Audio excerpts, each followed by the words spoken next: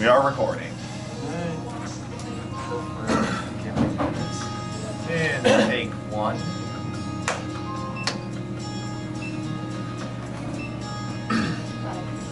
Thank you for joining us on the day after, where we're going to take a look at the summer's blockbuster films that we have gone and seen the day after the release date. And go ahead and introduce ourselves here. I just want to interject here right now. The movie we saw was goddamn bullshit. What happened was they just spewed out the same crap as always. I'm tired of it. You know what? If you're gonna make a Star Trek movie, make it because it's good, not spew out the same crap all the time. And Wrath of Khan, what the? This is bullshit. What the hell? Well, excuse me, don't say that. You can ruin it. No spoilers here, please. Okay? No, there will be spoilers. we're gonna get this out of the way in case this is going to be a spoiler-heavy review. So if you have not seen the movie, don't watch. If you haven't seen the movie, turn this review off. But we already have your view count, so at this point it doesn't really matter. So thank you for joining us, nonetheless. Anyway, I still think it's bullshit because of what happened. It was just. I want to throw up. I want to throw up. Okay, I'm sorry, but I think you're bullshit. Because it's was one of the best movies I've seen. Everybody has their own opinion. But it was one of the best Star Trek movies ever made. Yeah, but you gotta look at it. But knowing my generation, I've seen the originals, and it's just basically, what are you gonna do? Wrath of Khan. They want Wrath of Khan. What's next? Search for Spock? Spock's not dead. And I'll admit there were smart things they did by instead of going to search for Kirk and bringing him back to life, which was a good idea. But still, what the? Actually, Oh, God, I'm gonna throw it now. I think it would have been nice actually had Kirk stayed dead. Exactly. that was actually what I was leaning towards as well. Yeah, it would have been a game changer, and I don't think anyone has the balls to do that. Right. You know, it's this happened twice actually in the movie, where at the very beginning we had Kirk he lost his captainship, but that proved to last all of 5 or 10 minutes, and I wanted to see him struggle to get the captainship back throughout the rest of the movie. Exactly. And that didn't happen. 5 minutes later, you're back, you know, just like when he died. You're back, you know, it's more of like, Anthony, you're fired, you're rehired, you're good, Exactly. you're good to go. Yeah, there were basically no lasting consequences throughout the film, which was something that I had an issue with. That being said, however, I did like the approach that they took in getting him back into the captain's chair when it happened. The death of a prominent character in the film was a good way to really trigger that moment. I just thought they did it too soon. And what I really didn't understand was, okay, you are the admiral of Starfleet Command, right? How can you be the bad guy? What is wrong with these people? What is absolutely wrong? There was not one villain, there was 2. Right. That's not a bad thing if you watch The Dark Knight. Yeah, but The Dark Knight was just... I don't think that's why it was bad. It was bad because not only did they make him look like a good guy, but he was actually the bad guy. And then you had Khan. I was like, what? Are they just going to be spewing out the same crap when it comes to Star Trek? There was a lot of ambiguity within some of the roles for the, what was before they revealed he was Khan. Oh yes. The name? Yeah, the name. Yeah. Jake Johnson. No. Doesn't matter. Doesn't matter. Okay, so basically, I mean, you're watching this, you know he is Khan. Yeah. So.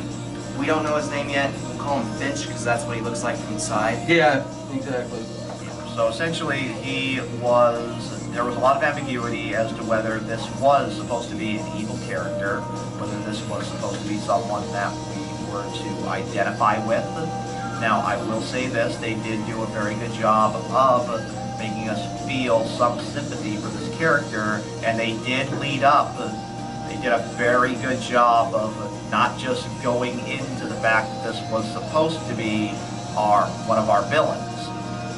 This did really seem like they really did seem like they were going to go with a whole different approach with the Khan character, and I really appreciated that. I will give you that. They did a good job in that to build it up. Yes. But to announce that he's Khan is just telling you that this guy, oh, yeah, it's Khan. Ooh. It's spewing up the same garbage, and it's just pissing me off. I wanted to throw up after they told me it was Khan. The beginning part was good. How they build it up. That's great. But when they got to when they say it's Khan, I was like, you know, I didn't really. That's funny. I didn't really like the movie up until I heard that he was Khan. I thought the first half of Star Trek was rather forgettable. That beginning mission, you know, to establish everybody, it was rushed. You know, the Prime Directive. Well, I mean, it's important later on, but you know, to risk Spock just for that, you know, it was very, very rushed. I have But it to also did play. It was something that played a big part later on in the film. exactly, it did. And then when they decided to say, oh, instead of Spock going to save everybody in the warp core, they went with James Tiberius Kirk. And I like that. I like that. I like that part where they decided to switch it up. But Yeah, that was actually. now bring him back. They should Okay, have left him dead. that's where I'm going to be in agreement with you. That movie went on about 15 minutes too long. I would say half an hour too long. Something like that. Basically, as soon as they had gone into the part where you had the role reversal between Spock and Kirk, Yeah, that if they had ended it at that point, that would be great. given it, that Right. I would have. Oh, that the would've fans been- would have been on the best type of Yeah. cliffhanger. Exactly, because Absolutely. that way you can go, oh, then there'll be the Then sequel, you got and then something for you have part to something three. to work with. But when you get to that point where they go, oh, well, and they just go on, no, forget that. That was bold. They should have done it differently. They don't have the balls to kill him off. I mean, I wish they did because I have to say I like Chris Pine less now. I think somehow he regressed He did. as an actor. He was good in a few other movies before his. And I'll bring up the one with the train. That was a good one. Unstoppable. But when they did this one, his career is going to go, because if you look at Shatner's career went from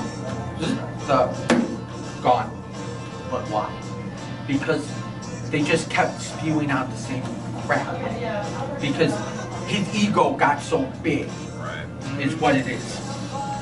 And he thinks he's God. And that's what's going to happen with Chris Pine, I'm telling you. I think it's already kind of happened. Let me just say this. I might be getting off topic, or we might be. I just think that his acting is very wooden. And as we know, as actors, you know, a lot of it is through the eyes. And his eyes never change.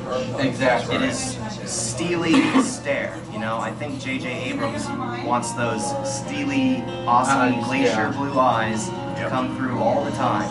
And this is what's going to sell it to a lot of the younger fans. And especially the But girls. there is no nuance. They did not change. His Yeah. voice was acting, his eyes were not. And what's the other part was, when at the beginning, right before he got lost his command, they showed him as a heartthrob, where he's sleeping with any woman with legs. And didn't matter if it was an alien or a human, and it just, come on, that's same thing Captain James Kirk always did. It was, you know, it was always inevitable. He was going to sleep with any woman, whether it was alien or human, it doesn't matter. They were basically trying to build up the Kirk archetype. Now, that being said, I did not mind Chris Pine's performance. However, he as an actor, still not that great. However, In this, I'm willing to give it a little bit of leeway because he did do somewhat of a good job with the Kirk character, and I thought he was actually better in this one than he was in the first. I'm sorry, I will disagree. You know who with should have that. been Kirk was the guy who died at the beginning of the first Star Trek. That actor, I would have made Kirk. I would have switched him. Now Chris Pine's the dad, so Interesting. Maybe, but the thing is, and then, what really got me, Leonard Nimoy makes a starring role, Yes. no, not Star or Wars. a cameo A role. cameo, yeah.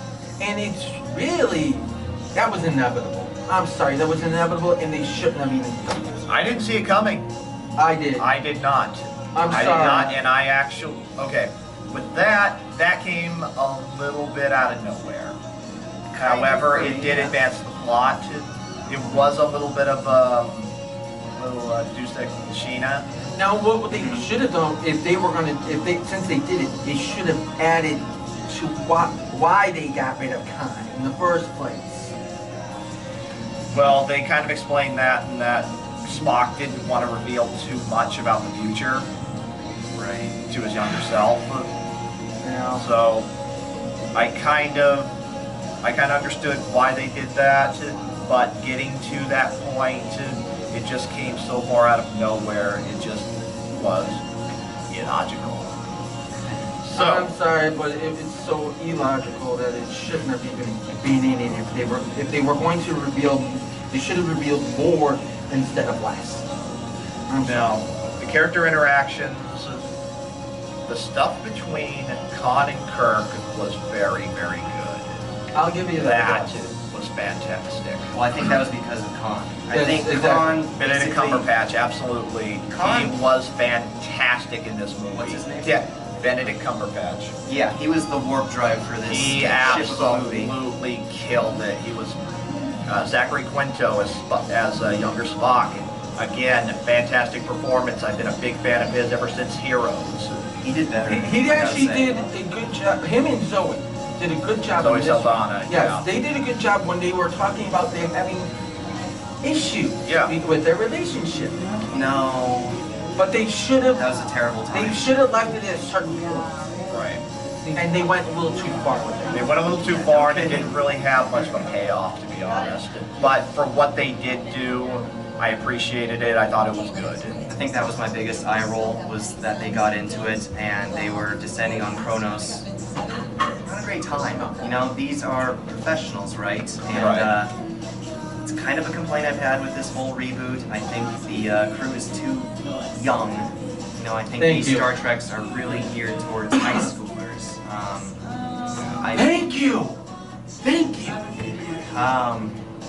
Well, yeah, it's true, but that doesn't mean, you know, everyone of all ages can't like it.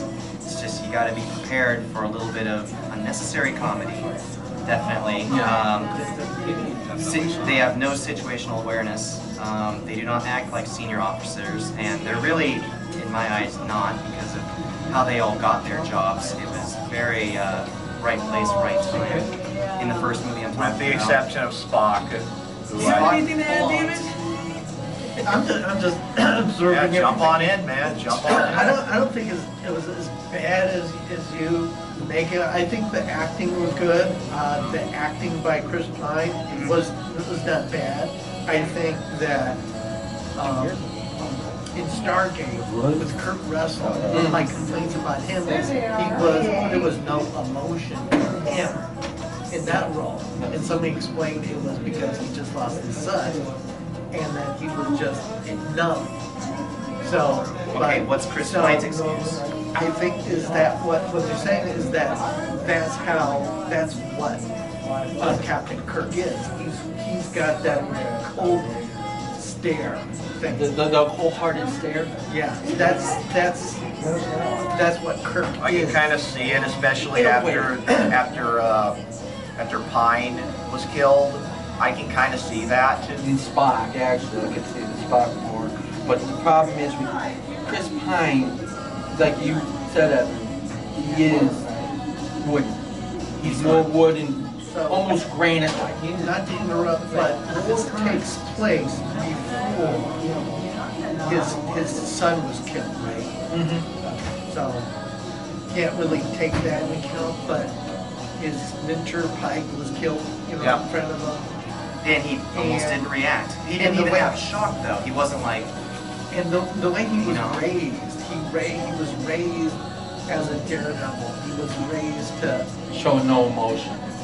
well, I would Was say he? raised, No. but he Not necessarily that's no the emotion. dichotomy between Kirk and Spock is emotion. Well, yeah, That's sure. their big divider. So Right. Kirk better have some goddamn emotion. he takes all these risks, Right. right? And he just, Basically, I think what you're trying to say is that with Kirk, it's supposed to be like, okay, well, doing this again today. Yep, seen this, done this. Yeah. It's just it's an everyday occurrence to him, and I can kind of see that. Chris Pine, he can convey that, but he didn't do, again, like these guys have been saying, he is somewhat of a wooden actor, so he doesn't convey that emotion He particularly did not well. wear his heart on his sleeve. Right. Like But I can he's supposed see to. what they are trying to do, and I can see what he's trying to do. I just don't think he himself has the capability to be able to convey that. He doesn't have the intellect or the emotional standpoint where Blue Shatner at times did show that. Oh, he showed a lot of emotion. He showed in when his he thing. was Kirk, he showed more emotion than anybody. But this guy, Chris Pine, showed nothing. When his mentor passed, Yeah. he was No, like, I totally agree. Which is why. really? Okay, so let's say it happened just like Wrath of Khan, right? Where Chris Pine is watching Spock die. Kirk is watching Spock die yet again. Yeah. I think the reason they did the switcheroo, or one of the reasons might have been, is that Chris Pine would not have been able to be the sad guy. Exactly. Still in Thank great you. condition. Yeah, but Zachary Quinto did. Yes. He showed more emotion than I can see that being one of the reasons, and just the fact that it was, it's a great little moment there, just doing the whole reversal. Oh yeah, I really enjoyed that. That I really, really liked. The one part that I actually thought was really cool was when Spock did the Yes. this, and then you see Chris Pine's hand come up like this, and then slowly doing the Vulcan. No, that was good. That was good. Really, really good. But it took a while to do it. Which is fine. That's fine. Which is fine, It's about time that movie took its time. You know? Exactly, After all the exactly. craziness. That, like I said, like we said, that should have ended it right there. Yeah. But Probably. Yeah. Now, I have one particular gripe that has not been brought up here.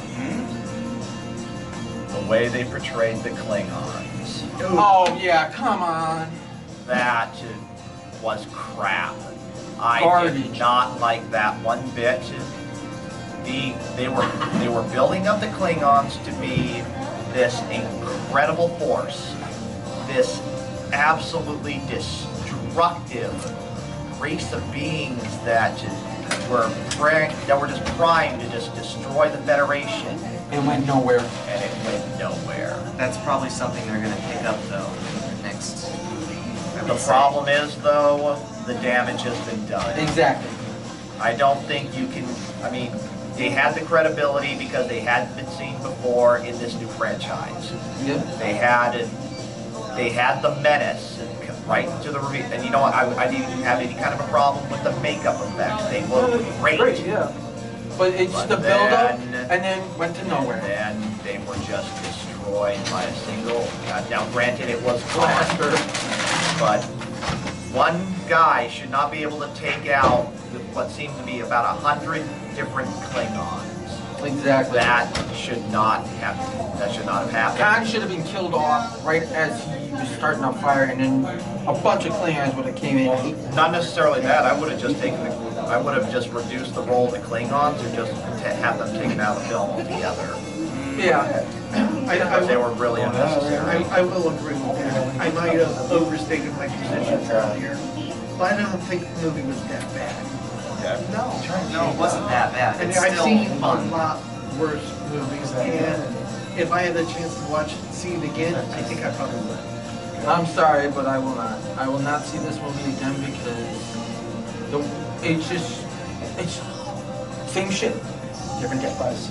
I'm going to go ahead, I'm going to recommend this movie just based on the fact that anyone who is a Star Trek fan should probably see it just for the comparison from Wrath of Khan.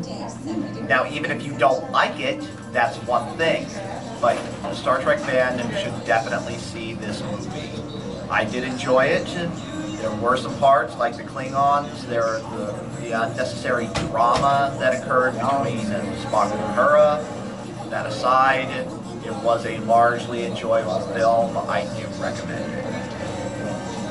Well, I'm going to recommend it, but I just want to say, as far as drama is concerned, yeah, that has to go down. And it's not just between Spock and Uhura. Seems like no one believes in Kirk. No one. All the crew members have gripes constantly. And in the most dangerous of situations, Scotty, no. You know, Spock, no. Uhura, no. I'm forgetting somebody. Sulu. No. Bruce Sterling. Oh, yes. Everyone Chekhov, just yeah. doubted him constantly. Yeah. This crew had no chemistry Had no at all. faith. How are they going to get anything done? It's like the chemistry went down from the first film. Yeah, and the drama went up. You thought at the end of the first film that they finally had their chemistry down and they were going to work it all out. That did not happen. Anyway, I'd still kind of recommend it. Not necessarily for Star Trek fans, because I don't feel like this new franchise, it hasn't felt like Star Trek yet. That's kind of true, actually. But if you like explosions and you like movies and you like things looking great, you know, that's a great reason to watch it. This is Blockbuster. It's a very pretty film. It's a carbon copy Blockbuster. In many respects, I don't expect much else. But still an enjoyable one. Almost throughout the whole movie, I had the feeling it looked more like Star Wars. I was feeling it had a Star Wars feel to it. And I've got nothing wrong with that. I mean, I've got no gripe against Star Wars. I like Star Wars. But Star Trek should be Star Trek, and Star Wars should be Star Wars. I actually got that impression from the first film. Star Wars. From the first Star Trek movie. Yes, the first Star Trek movie was kind of like Star Wars. Yes. Which I That's guess kind of means the J.J. impression Abrams that I will be got, the perfect yeah. director. Yeah, for the new exactly. Star Yes. Wars. Yeah, Unless the new Star Wars now feels more like Star Trek than Star Trek. Yeah, it'd be a role That would be- reversal. That's a That role would be reversal. that would be really, really funny. I could actually see that happening. Yes, I could. Okay, to wrap it up, trailers. Trailers we saw. So the first Man of one, Steel. Man of Steel. Definitely looking forward to that. Yes. We'll see a review on that one when we do our. It's probably going to be the next day after review, assuming I'm not missing a movie in between. Well, I don't know if the rest of these guys, but I am looking forward to Despicable Me. Despicable Me 2. I haven't seen the first one. I haven't seen the first one either.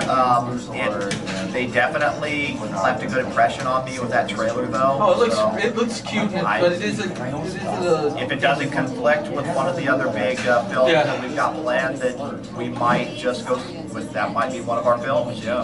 I don't know about World War Z. Oh God, I've heard such horrible things about that.